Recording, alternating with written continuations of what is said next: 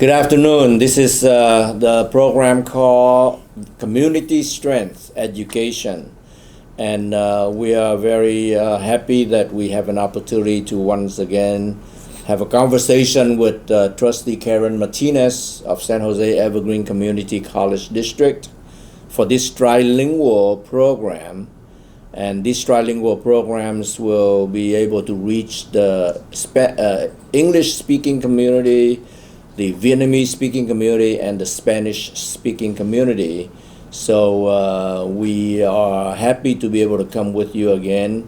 We try to do this once a week to update with you information relating to education.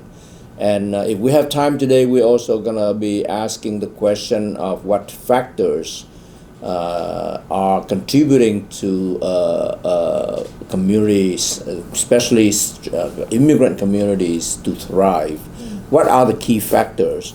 And what we will be talking about today will somewhat relate to that. And we invite you to join the conversation with us. And thank you for being here. Thưa quý vị, chiều hôm nay là thứ Sáu ngày 6 tháng 3. Thứ Sáu ngày 6 tháng 3 năm 2016. Chúng tôi đến với quý vị một lần nữa trong chương trình Sức mạnh cộng đồng về giáo dục. Và chúng tôi sẽ nói một vài vấn đề cập nhật liên hệ tới giáo dục ở trong trường học.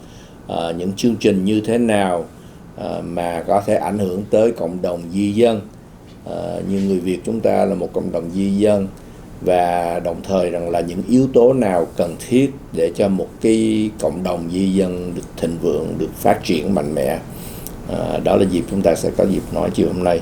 So Miss Karen Martinez, if you don't mind, can you please say a few words also in Spanish? Yes. So thank you for having me here again today, and I'm excited about what we're going to be discussing of how to best support our community. Lo que ahorita vamos a estar hablando es sobre cómo podemos ayudar y asistir nuestra comunidad más sobre de inmigrantes y recursos y cómo trabaja y las cosas que puede ser que nos va a ayudar en el futuro. Mm-hmm. So anyway,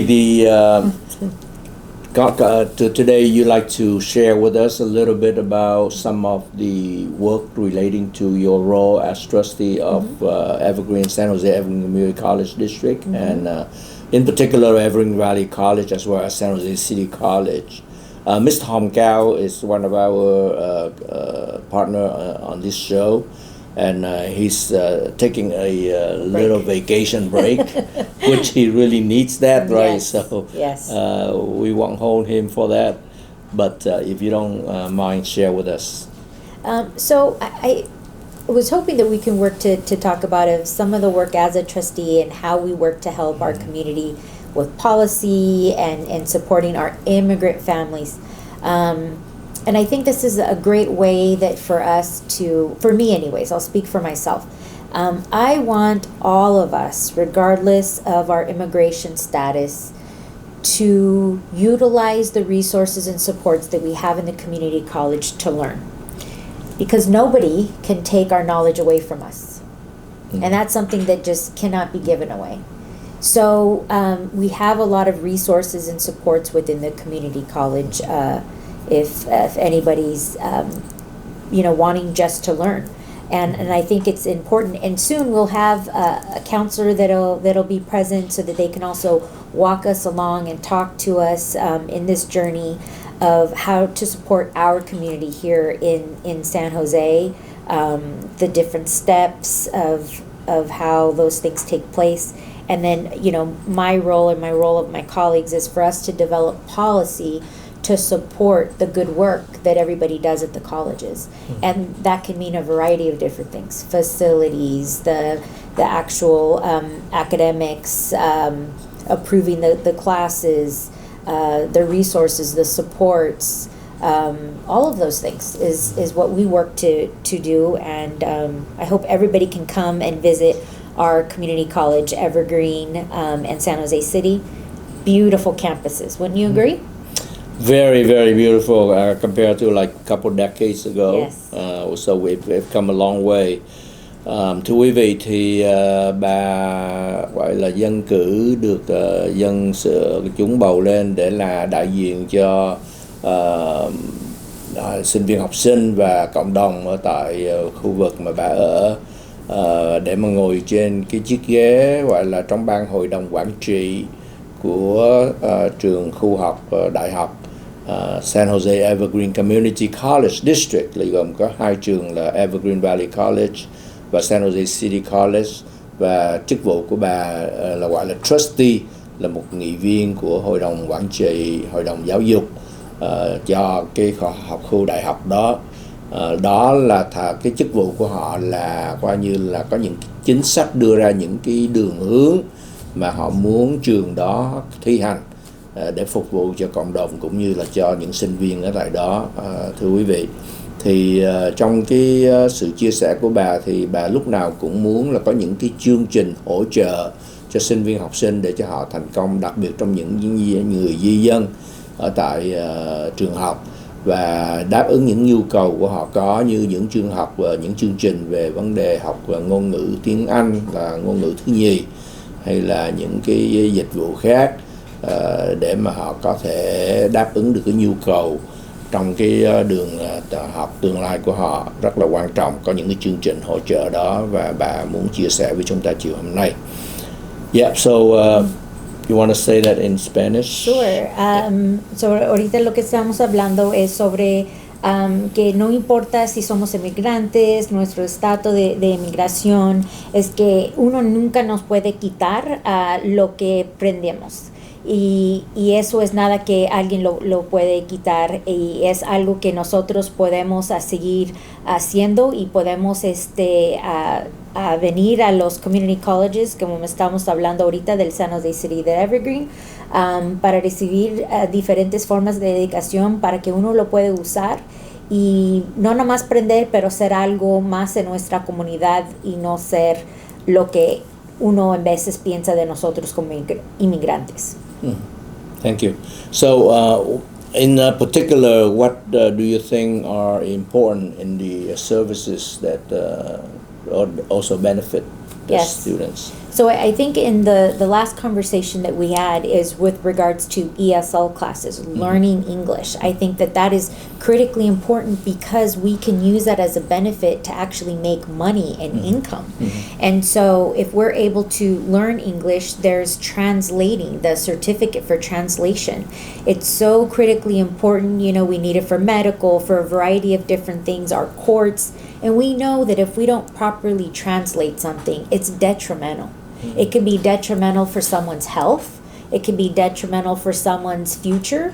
It's, you know, a variety of different things. And what an amazing opportunity that we have to, number one, keep our culture. Number two, to keep our culture by our native tongue. And number three, to utilize those benefits to help someone else in a time of, it could be a time of crisis, it could be a time of pure joy, that information needs to be translated. And I think it's critical, especially in our Vietnamese and our Latino community, that we have more individuals who are able to support us in those in that particular way of translation. It's definitely something that, again, it could be a life changer in a positive or a negative. And this gives us a great opportunity to do that. And I really hope that everyone will consider, look at our classes, enroll for English classes if that's what you need, and then practice. I think that's what I'd like to talk about more, is how do we practice? How do we practice English so that we can improve our skills, so that we can actually make a living wage? And I believe we can. I believe we can. Yeah. Yeah, so the language is really the key component, factor for the education there. And I mean, I cannot imagine living in a country that, especially in America, that we don't know the language. Right. So it's really important to take advantage of all these classes, whether it's at other schools or in community college. That's right. There for improving our language skills.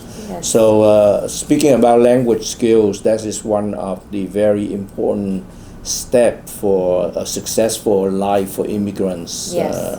in this country. So if you were to look at different processes for immigrant communities to be stronger and to be more prosperous, what would be the factors you think that would help, an immigrant community or an immigrant to progress? Well, first of all, I think what we're doing and having this in 3 different languages is very helpful. But I think that when one transitions here, I don't even know if I've ever mentioned, but English is my second language. I didn't learn English until the 3rd grade. So, and how I work to, now I'm obviously more fluent in English than I am in Spanish, unfortunately, but thankfully I have kept my native tongue. But nonetheless is, listening to radio in English, listening to TV, I used to watch cartoons and cartoons in English. And then the practice, and sometimes we get embarrassed, speaking a different language, but I think that the caveat to that is not doing it. It doesn't allow us to improve our economic ability. And again, having a certificate to translate, I mean, you can make up to, if not more, $50 an hour, which isn't a bad, wage here in Silicon Valley. But I think the immediate is trying, enrolling, and not being scared. And remembering that we're one community supporting one another and we're doing all the same thing. We're all learning another language and supporting one another in that journey of how to help each other achieve being able to speak English to further our success here in America. And that trickles into many different things, right? Speaking to our teachers, for our children maybe, like I mentioned, doctors and so on and so on. Thưa quý vị, thì bà Karen Martinez bà có chia sẻ rằng là trong cái vấn đề mà học vấn đó, thì cái cơ hội mà mình có thể học Anh ngữ ở tại các trường ngay cả là trường Community College như là Evergreen Valley College với San Jose City College, mình lấy những cái lớp học về tiếng Anh để trau dồi tiếng Anh của mình thì rất là quan trọng. Và khi mà mình học đó thì là mình luôn luôn phải tìm cái cơ hội để mà mình thực tập cái ngôn ngữ của mình học mới đó. Tuy rằng bà nói rằng là tuy là bà sinh ra ở tại Mỹ này, nhưng mà bà nói tiếng mẹ tiếng Tây Ban Nha, tiếng mẹ đẻ của bà ta, cho tới lúc 3 tuổi, the 3rd grade, that's when you begin to learn, Yes. right? Cho tới lúc mà bà học lớp 3 là, thưa quý vị, thì lớp 3 thì chắc lúc đó cũng là 9 tuổi rồi, phải không quý vị? 8-9 tuổi rồi thì bà mới bắt đầu học tiếng Anh. Thì từ từ tiếng Anh của bà lại mạnh hơn là tiếng Tây Ban Nha. Thì như vậy thì bà đã nói rằng là trong vấn đề mà ngôn ngữ với lại vấn đề văn hóa đó, thì là mình nên luôn luôn phải trau dồi nó và phải giữ nó như vậy để mà mình có thể thông cảm được với lại những cái văn hóa và ngôn ngữ của những di dân khác, rất là quan trọng trong cái đời sống của chúng ta. Và bởi vậy cho nên ở trường họ, như lần trước mình có nói chuyện đó, thì là cũng có những cái chương trình giúp người ta để học thông dịch. Thì nói chung lại là trong các gia đình của chúng ta là những gia đình giáo dân đều có những vấn đề thông dịch hết. Và thường cái thông dịch nó rất là quan trọng khi mà mình đi vào những cái nơi như là bác sĩ, gặp bác sĩ cho sức khỏe, hay là vấn đề mà tòa án cho những vấn đề liên hệ tới pháp lý, thì những cái ngôn ngữ mà mình hiểu được và thông dịch được nó rất là quan trọng. Nếu mà trường hợp mình dùng cho nó đúng thì những cái ảnh hưởng đó nó rất quan trọng cho cái đời sống của chúng ta. So that's in terms of having the language is one of the key component for success there. And in terms of the community, as we live in this Santa Clara County here, 40+% of the residents here were born outside of the United States. Yes. And then we have continually we have immigrants coming into the country and into our state. How do you feel? How important is immigrant for America? I think immigration for America, it's crucial, it's key.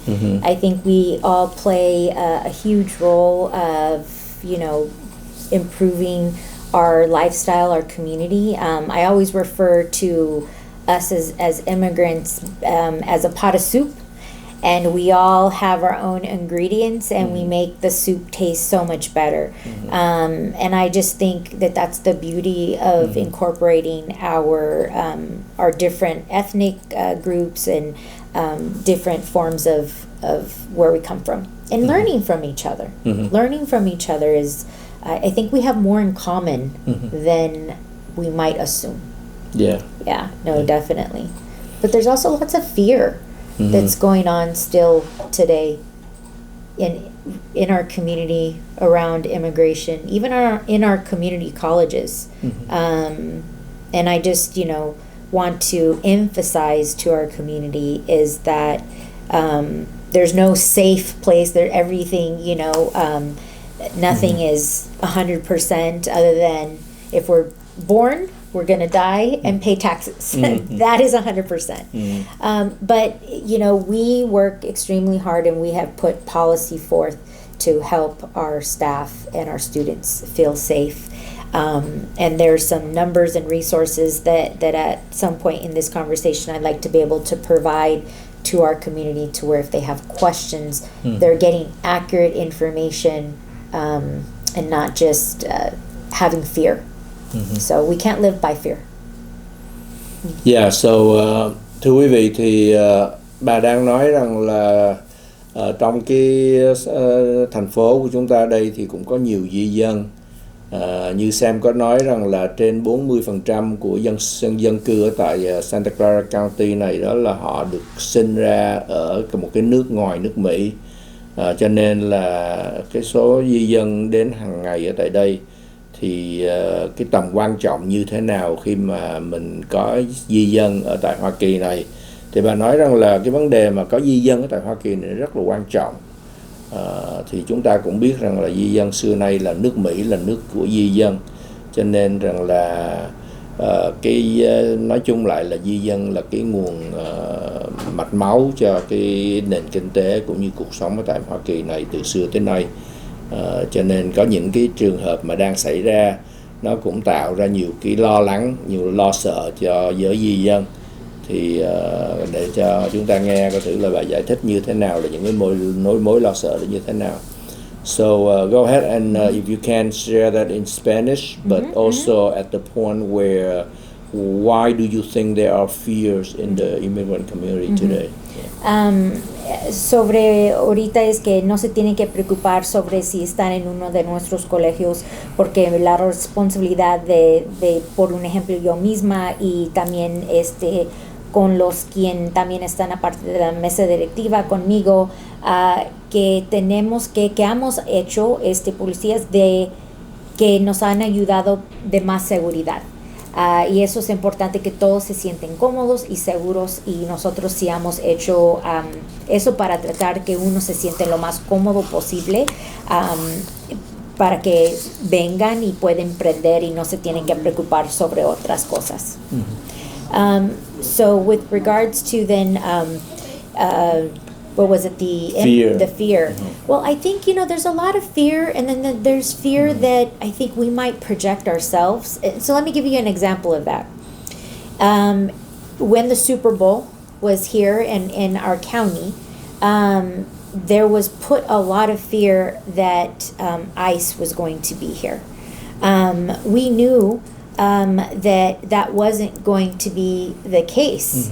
They made that very clear, and our organizations that were ensuring that was the case knew that. And so versus us being fearful and not enjoying the moment, I think we focused more on of the possibility if ICE can be here. And so we do have, which actually was started here. The Rapid Response Network was started here in San Jose, in Santa Clara County. That is now, I believe it's nationwide. for sure within California, to where if you think that there's ICE that's present, call the number, and I'll give that number in a moment, to have somebody verify. And I'm actually one of the individuals that would come out and verify. So it's better to be safe than sorry. And I think that that's one way that we can help one another, protect one another in this current environment that we're in. And I just want to remind us all is that we're one community. And so that support, I think, is critically important. But there's lots of fears because of those possibilities that ICE can be present. But we play a huge role in ensuring San Jose is running by all of what we do together. And some of that has to do with our students in the classroom, their learning, that next generation of students. Thì thưa quý vị, bà Sam cũng có hỏi bà rằng là khi mà bà đề cập tới vấn đề mà trong cộng đồng di dân ngày nay đó thì có nhiều cái nỗi lo sợ, thì Sam mới hỏi bà giải thích là những điểm gì làm cho những cái nỗi lo sợ đó. Thì bà nói một trong những cái điểm mà làm cho họ lo sợ nhất là vấn đề mà gọi là có cái sự hiện diện của những vị gọi là thi hành những cái luật lệ là ảnh hưởng tới di dân bởi cái cơ quan gọi là ICE. Thì ICE nó đứng cho cái chữ là Immigration Enforcement, ICE, Information and Citizenship Enforcement or something along like that line. Yeah. So những cái nhân viên này đó thì họ dĩ nhiên là một trong những điểm chính của họ là để bắt những người gọi là di dân không có giấy tờ ở tại đây. Thì làm cho rất nhiều người lo sợ, bởi vì là thưa quý vị, có nhiều người cũng đến đây mà họ không có giấy tờ chính thức trong cái lĩnh vực di dân của họ, cho nên họ có thể là bị bắt đuổi về.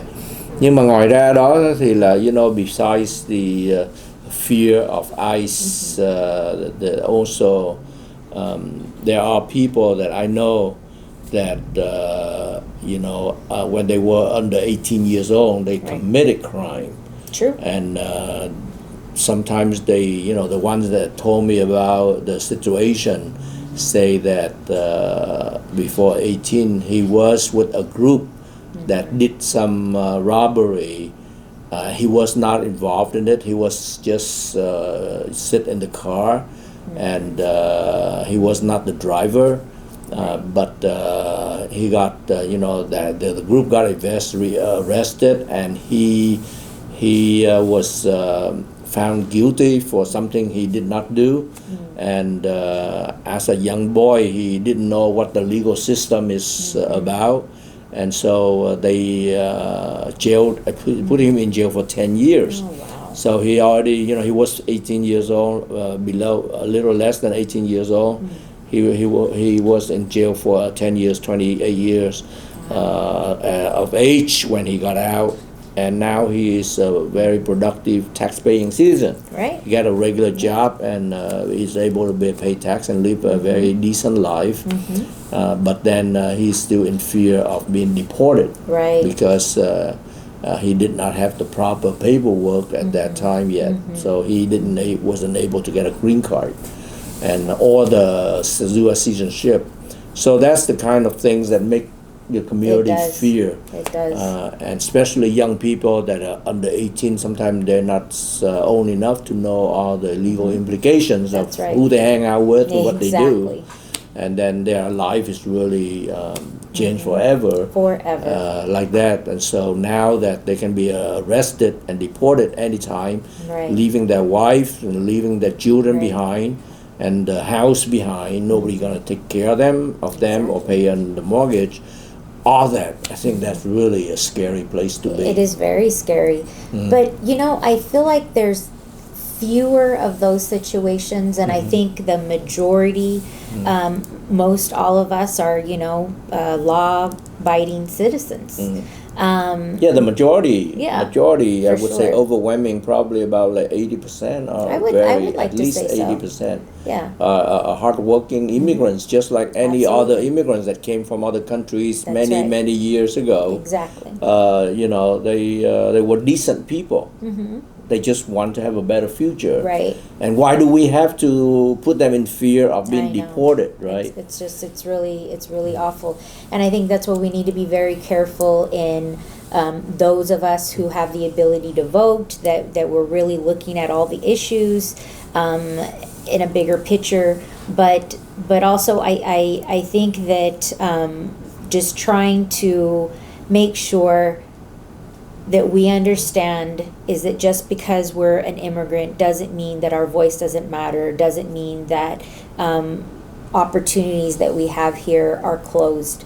The interesting part is that none of us are perfect, and we all make mistakes, and I think we should look at the crime before we make a decision. And I'll give you an example. For example, someone who might have, gone through a stop sign and unfortunately didn't pay their ticket and got a few of those, or speeding and didn't pay their ticket. Well, as soon as you get a few of those, you go to jail.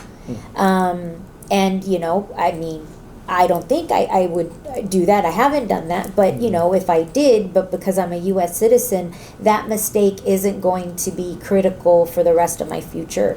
And it would be for somebody else who's not documented. And that in itself is a mistake, right? It's not a huge mistake. But then how do we identify what is big and what isn't? And what doesn't not qualify us for immigrant status, and what does? And the unfortunate part is many U.S. citizens have done large crimes, right? And where do we send them? And we can't send them out of the country. And I wish we could, some of them for sure. And so I really feel that, and I hope and I pray that in the future our electeds are able to develop some policy around immigration and how do we best support our immigrants here in the U.S., that are very productive citizens, doing jobs that some of us may not do, right? Yeah. Would you like to share that in Spanish also? Sobre entonces, que es importante que no nomás que somos inmigrantes, pero nuestros personas que son inmigrantes, que en veces hacemos pecados y puede ser algo sensible, pero por un ejemplo no parar y seguir en la carretera y la policía nos para y ganamos un ticket y la cosa que vuelve a pasar no es algo como tan drástico para que nos van a regresar a nuestros propios países, pero totalmente si cuando uno sigue haciendo cosas como eso, sí se pueden ir a la cárcel. Y lo que estábamos hablando es que realmente alguien que ha nacido aquí hace cosas así o más peor, y a dónde los podemos regresar a ellos, porque ellos realmente son los cuales que no nos están ayudando dentro de nuestra comunidad y está haciendo las cosas peor. Entonces, pero la mayoría de nosotros sí tratamos de hacer lo mejor que podemos y asegurar que estamos haciendo todo legalmente. Thưa quý vị, thì bà cũng có nói rằng là trong cái trường hợp mà những người di dân hiện tại họ cũng gặp những cái sợ hãi đó thì vì vấn đề mà gọi là quy chế di dân của họ, khi mà họ đến nước Mỹ này họ không có những cái giấy tờ thì họ rất là sống trong nỗi lo sợ như vậy. Và Sam cũng có đưa ra một cái ví dụ là Sam cũng có người quen mà lúc mà dưới 18 tuổi khi ở Mỹ này đó thì là mới ở Việt Nam qua, thì em này cũng có phạm một cái tội là đi chung với lại một cái đám mà đi phá nhà, đi ăn trộm ăn cắp. Và khi mà ảnh ngồi ở ngoài xe, nhưng mà ảnh không phải là cái người lái xe, nhưng mà rồi khi mà họ bắt được cái nhóm đó thì là họ đưa vào tù, thì anh cũng phải khai cái tội mà lúc đó anh cũng còn mấy người mà dưới 18 tuổi họ không có hiểu rõ những cái luật lệ, cho nên là khi mà anh bị gán cái tội thì là họ bắt anh ở trong tù 10 năm. Và sau khi mà 10 năm thì lúc đó anh đã bắt đầu khoảng chừng gần 28 tuổi rồi, cho nên là anh lập lại cuộc sống và có công ăn việc làm, có gia đình. Như vậy thì khi mà ảnh rất là phập phồng, tại vì lúc là ảnh có cái tội đó, ảnh chưa có phải là công dân Mỹ, mà cũng có thể là chưa có cái thẻ xanh nữa, cho nên là nếu mà trường hợp mà ảnh bị bắt đó thì là ai sẽ tiếp tục để mà lo cho gia đình, cũng giống như là vấn đề trả tiền nhà vân vân như vậy. Thành ra cái nỗi phập phồng lo sợ đó rất là nhiều. Và trường hợp bà nói rằng là đó là một trong những cái trường hợp gọi là thiểu số, như ngoại lệ thôi, nhưng mà Sam cũng đồng ý là khoảng 80% những người mà họ đến nước Mỹ này là họ là những người gia đình đàng hoàng, họ không có đến đây để quậy phá. Cho nên rằng là nếu mà trường hợp mà mình đuổi và những người đó đi nữa đó thì là nó tạo cái nỗi lo sợ cho họ như vậy. Mặc dù đây là một cái nước mà được xây dựng trên những di dân, những làn sóng di dân từ xưa tới nay, là không nhất thiết rằng là mọi người đều đến đây mà có giấy tờ một cách chính thức hết. Nó có những cái trường hợp mà họ không có giấy tờ trong thời gian đầu tiên khi họ mới đến Mỹ này, mà họ là thành phần làm ăn lương thiện để mà lo cho tương lai của họ. Cho nên là những cái nỗi lo sợ của họ là những nỗi lo sợ hiện tại qua cái chương trình của những vị mà gọi là thi hành luật lệ về di dân rất là khắc nghiệt, nó ảnh hưởng cho tới sự bình an của họ. Thì you mentioned that at the college we have some ways to help the students there. Can you share that a little more? So I actually want to be able to provide the phone number for these resources, because I think that it's super helpful that we don't just spread false information and we think, oh, you sent it. We need to make sure, because the fear that we put into each other is just it's a lot. And so if we ever think, and this includes on our colleges, that someone looks suspicious, that it could be ICE, what we have asked and we recommend for all of us, every one of us, to call the rapid response hotline. And that phone number, it's 408-290-1144. And I'm going to repeat that. So the Rapid Response Network is 408-290-1144. And they have social media on Instagram, Facebook, I would assume TikTok. And we want, if we follow them and they say that something is true, then we should be concerned. Otherwise, it's more than likely it's not. So there haven't been any mass raids, even though we're prepared. And so within our schools, our staff also has this information where they're able to, if they think, that that's the case, they can call. And I'm one of the rapid responders, and I would come out and verify if it's true, and if they are out. I have gone when it has been an actual, and I'm verifying that they have, proper documentation, a court order, all of those things, for them to do what they're trying to do, and verifying that. So I think that's one. And then Siren, if we have any immigration questions, or if our loved one, unfortunately were to be taken by ICE, there's also some supports currently that help our community pay their rent, those types of things. That's very helpful, and they can get that information in our schools as well, to help support them. But Siren, Catholic Charities have immigration attorneys that can help us. And if there really was an ICE raid of some sort and someone was taken, the Rapid Response Network has attorneys that they send out to help in the process and help the families, because it is devastating. It is devastating, and it has impacted our community, as a whole. And so for that, I'm sorry for, but there's many people like me and others who we go out and we verify and we stand in the gap to help protect our community. Sam có đặt câu hỏi cho bà là khi mà ở tại các trường đại học đó thì họ có những cái chương trình gì để mà bảo vệ cho số sinh viên di dân của họ mà đang sống trong cái nỗi phập phồng là có thể bị ICE họ có thể bắt và đuổi đi ra khỏi nước Mỹ. Thì thưa quý vị, bà trả lời rằng họ có những cái cách để mà giúp đỡ, bằng cách là một trong những cái chuyện mà khi mà mình thấy có dấu hiệu của những vị mà thi hành cái luật đi bắt những người di dân như vậy đó, thì môi trường của trường học là nơi an toàn cho sinh viên học sinh.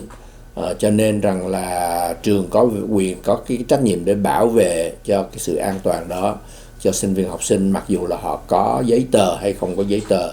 Cái bổn phận của trường đó là giáo dục, cho nên rằng là họ sẽ giúp cho cái học sinh đó. Cho nên khi mà ở trường mà có ai thấy những cái vấn đề gì mà nó có liên hệ tới cái nhân viên thi hành những cái luật di trú này để đi bắt và đuổi về nước ngoài đó, thì thưa quý vị, các người đó họ có thể liên lạc với cái số điện thoại.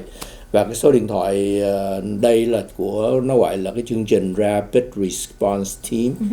Cái chương trình Rapid Response Team, số điện thoại là 408 290 1144, 408 290 1144. That's 408-290-1144. Very good memory. Yeah, for the Rapid Response Team. Correct, Right. correct. And then Siren là một cái cơ quan cũng giúp trong những dịch vụ cho những người di dân. Siren nó viết là SIREN.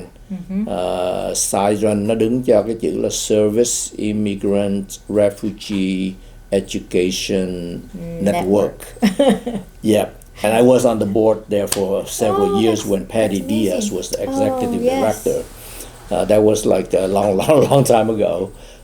She's moved on, but I know now it's probably That's correct. Is the new executive director there. Correct. They do great work there. Before Very he good. was Maricela Martinez, someone Something like that. Yes, And that's she right. she did a great job also. They work very hard. I really admire them. Siren and Catholic Charities. Yes. Thì chúng ta ai cũng biết là có That's cái right. chương trình Catholic Charities hết. I want to also mention Human Agenda. Oh, absolutely. That is under the leadership of people like Richard Hobbs, attorney, right. as well as several attorneys in that office specialize in just addressing issues relating to immigrant rights. Yes. And so if any of the people, tất cả những ai mà đang trong cái hoàn cảnh, in the Asian community, there are a lot of immigrants also. Yes, no, and definitely. a lot of them overstay their P visas. Right. A lot of Yes. them are living, under the shadow, in the shadow, and they must be struggling. Absolutely. It's hard enough Yes. to have full citizenship I know. and full opportunities here. Yes. It's hard enough. Can you imagine that you are living under that fear of being know. arrested and deported? Right. All you need to try to do is to survive, right? Exactly. For you and your family, and you have to live under this fear. Right. How can we let that happen in 80% of the people who are decent people living here? That's right. How can we let that 80% live in fear like that? Right. So we have a responsibility to watch out for those who are less fortunate than ourselves, Exactly. not because of their fault, Right. but we really have to make sure that our community is protected, Most definitely. and support them as much as we can. And one of the ways to get that resource of support is through that phone number, Yes. or just contact one of these agencies. Right.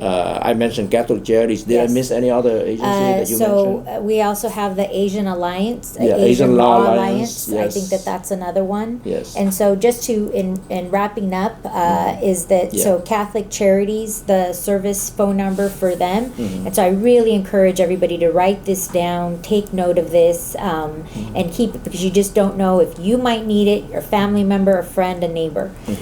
So Catholic Charities, their phone number, it's 408 325 5200. And then the Asian Law Alliance is 408 287 9710. And Siren is 408 453 3003. And then I think if you just have any questions, but we want to keep those lines open. But if you think that there might be a situation going on of any kind, of any concern, is to contact the Rapid Response Line, and they are connected with all the other agencies and can get the supports and resources there very, very quickly. And I just want to remind us of that phone number, which is 408-290-1144. And I hope that these numbers you don't have to use. I hope that nobody will have to use them, but just in case if you do, they're here. And just really appreciate our time today, and just want to emphasize also, part of closing is that our schools are there to help and educate you, and utilize our schools not only for that, but for supports in any and all other ways.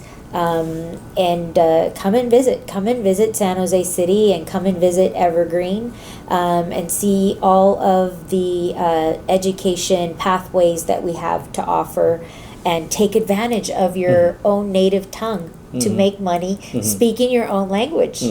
I mean, I think that in itself is remarkable, and I really encourage for all of us to do that. Right. Yeah. Spanish. Right? Yes.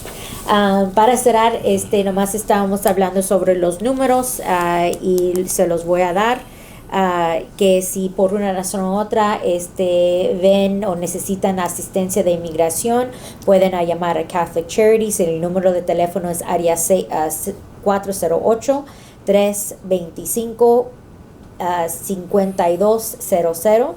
Y del Asian Law Alliance, que también hablan español, es 408-287-9710. Y de Siren es 408-453-3003. Y totalmente, si tienen cualquier pregunta o piensan algo, mejor preguntar que no preguntar, y llamar al Rapid Response, que otra vez en total el número de teléfono es 408-290-1144. Y esperamos que no tienen que usar estos números, pero si lo tienen, aquí si tienen que, aquí tienen los números para asegurar que todos están seguros. Y entonces que visitan nuestros colegios de Evergreen y de San Jose Community College, para que puedan aprovechar en los recursos que tenemos y usar nuestra propia lengua para también tener un trabaho que nos puede mantener en esta comunidad. Thưa quý vị, thì bà Karen Martinez, bà cũng có chia sẻ rằng là ở tại trường học là một nơi rất là an ninh, một nơi phải là một nơi an bình cho những sinh viên học sinh đi học ở tại đó. Và đó cũng là nơi mà quý vị có thể có những câu hỏi gì liên hệ tới cái vấn đề những cái chương trình học, những cái cơ hội để mà mình thăng tiến trong vấn đề giáo dục. Nhưng mà đồng thời là nếu mà quý vị biết những người nào mà trong tình trạng di dân mà không có giấy tờ chính thức ở đây, họ đang sống trong những cái nỗi phập phồng ở tại trường hoặc là ở tại nhà hay là trong cộng đồng của họ, thì quý vị có thể giúp họ. Một trong những cách mà mình giúp họ đó là biết những cái nơi mà họ có thể tham khảo ý kiến để được cái sự hướng dẫn, như là những cái chỗ như là Rapid Response Network, hay là Catholic Charities, hay là Siren, hay là Asian Law Alliance, vân vân.